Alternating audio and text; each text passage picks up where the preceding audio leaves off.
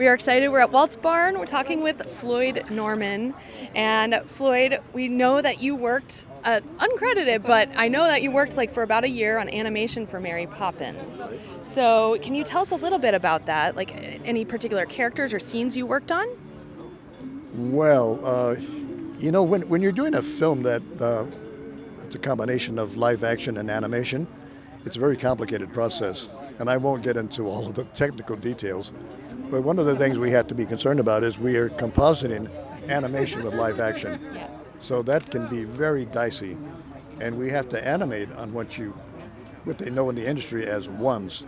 Ordinarily, we do our animation on twos.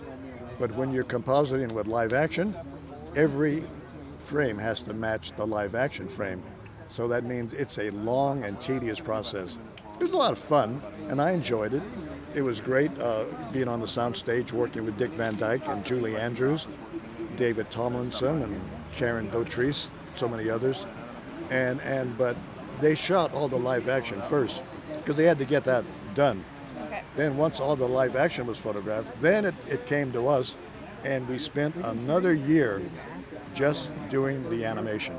So it was a long, convoluted process. The main thing is that our animation frames have to match exactly the live action frames. So a live action frame and an animated frame has to be exactly alike because they have to composite, and there can't be any wiggle or jiggle room. They have to be solid.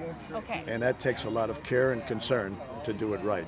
Now, you also worked on Bedknobs and Broomsticks, is that right? Was that a similar process? Indeed. Yeah, funny you should mention that. Yeah, a few years later, I got a call back to work on Bedknobs and Broomsticks, the animated sequence for that film. Yeah. So here we are doing it all over again.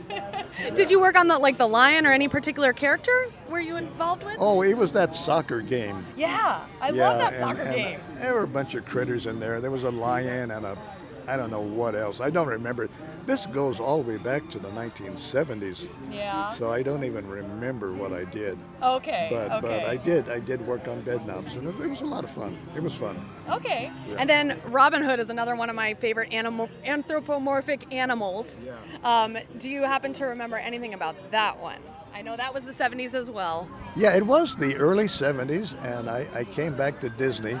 I'd been away for a few years, but I came back to Disney because I wanted to actually animate on a Disney feature film, and I had the opportunity to animate Robin Hood, the fox. Oh my God! The fox himself. I had a crush on him. Oh yeah. Don't tell anyone. and the badger. I think it was a badger. I think the sheriff of Nottingham was a badger. Yeah. And his voice was Pat Buttram, I think. Yeah. Yeah, Pat Buttram. And here's the funny part. At lunchtime, we used to go over to Studio City. There was a restaurant and bar over in Studio City. So after drawing Pat Buttram as a badger, we'd go over to the restaurant, have lunch, and have a drink with an actor who was basically one of our, providing a voice for our cartoon character. Yeah. So that was fun. That's awesome. That was they fun. used him a lot. Oh yeah, Pat was kind of a regular guy around Disney. He's kind of a funny voice. He's a funny guy anyway, because he was a comedian. There's something funny going on around here. But yeah, he was a funny guy, and it was a pleasure. Again, I look back on those days, and it was a pleasure to know these people, to work with so many talented people, not just artists, but also actors as well.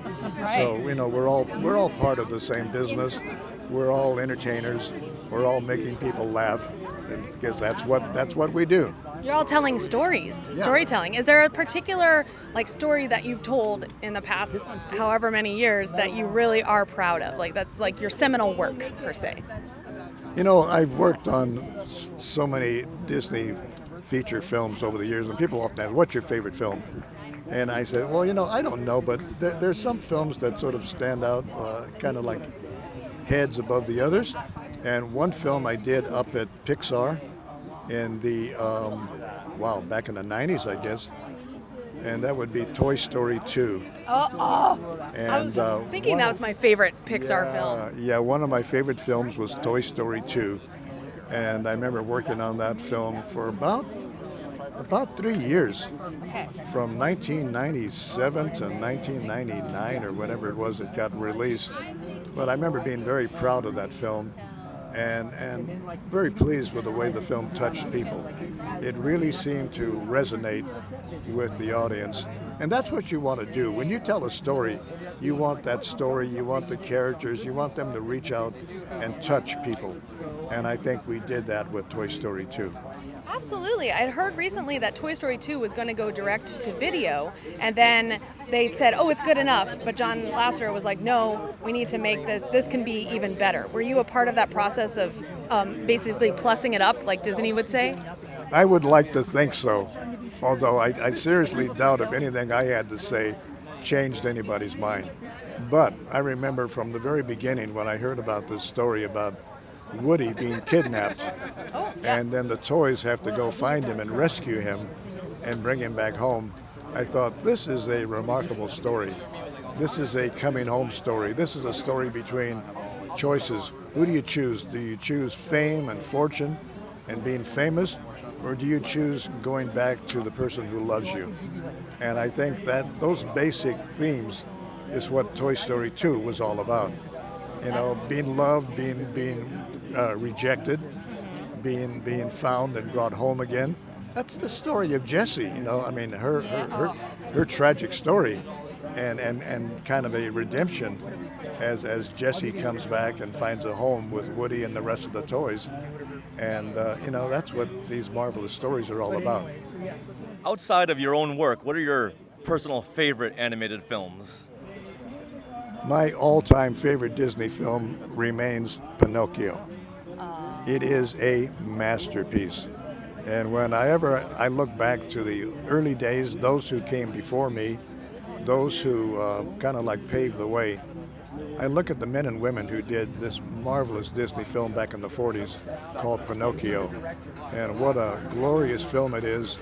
I still watch it today. It still makes me cry. Still terrifies me. But that just shows Walt Disney as a storyteller. He is and was a remarkable storyteller. Definitely. What do you think of the recent Pinocchio remakes? Are you into those? You know, I don't mind people doing remakes. They're not always necessarily my favorites. Sometimes I agree.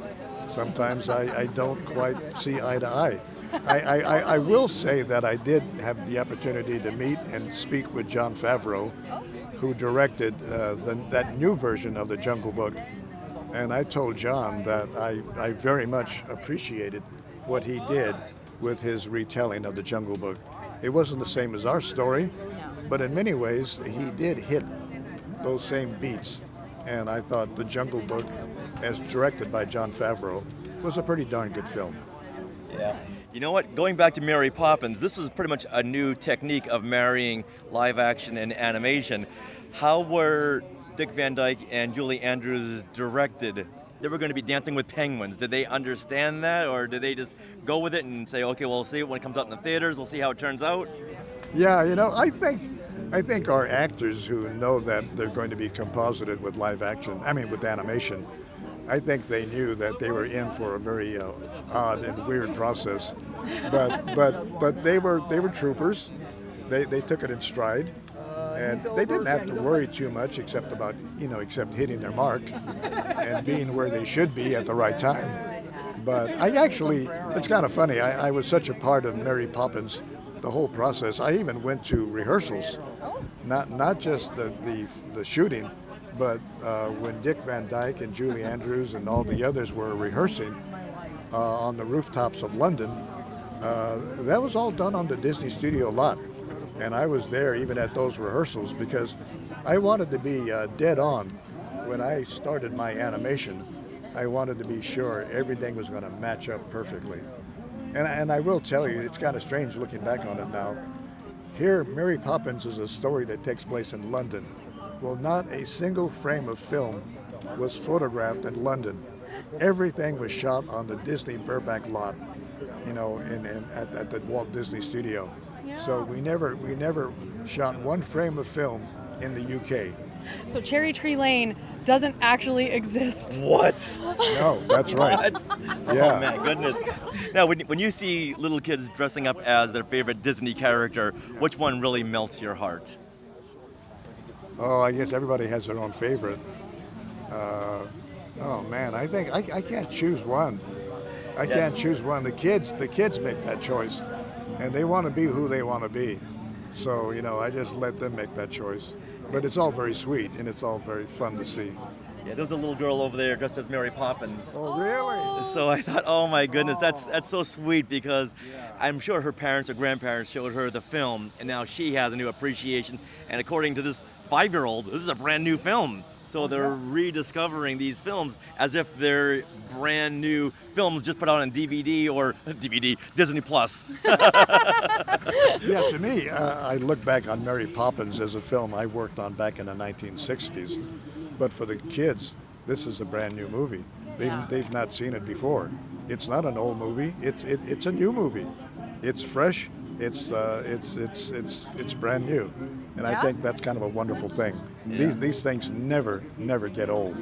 That's true. They've stand the Magic of test of Disney. time. Yeah. Well, thank you so very much. Thank you very much. It's been my pleasure. Always happy to talk about the good old Disney days, because they indeed were magical, and the best years of my life, and I'm very grateful for them. So you bet. Thanks a lot. Thank you. Hey, look at those names to the left. They are part of the Skywalking Force, our Patreon.